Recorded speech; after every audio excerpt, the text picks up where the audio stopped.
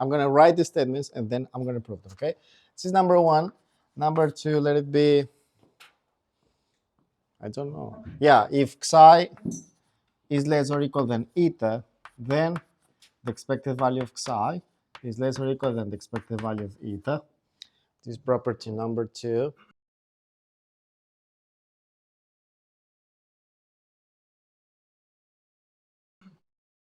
Property number three, which one can it be?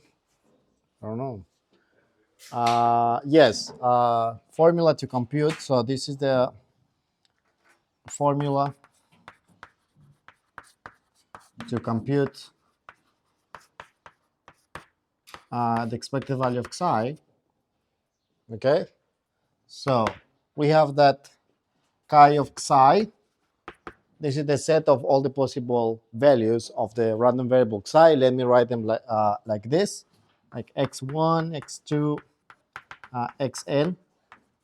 Okay, then the expected value of psi can be computed as the sum from 1 to n of xi and times the probability that psi equals xi. This is whenever psi is discrete random variable.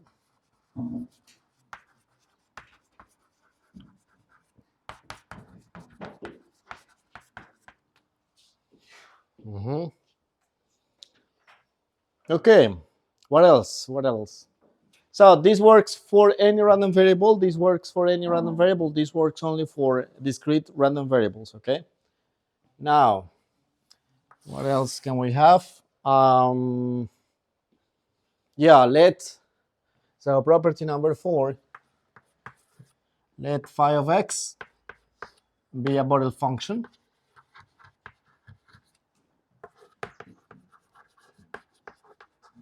Then, and let xi be discrete.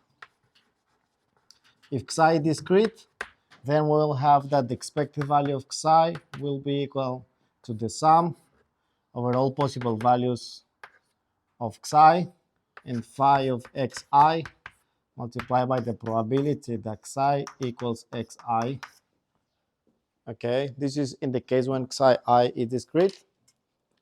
Now, when xi is discrete, now if we have some random variable eta, which is absolutely continuous, then the expected value of eta, sorry, here is not psi, but phi of psi, of course, phi of psi, like this. So the expected value of the function of psi, okay, the expected value of phi of psi, and here then we'll have the expected value of phi of eta, and this will be the integral from minus infinity to plus infinity of phi of x by the density dx. Okay, like this. So this is property number 4. Now property number 5, let me write it over here. The expected value of the the absolute value of the expected value of psi is less or equal than the expected value of the absolute value of psi, like this. This is property number 5.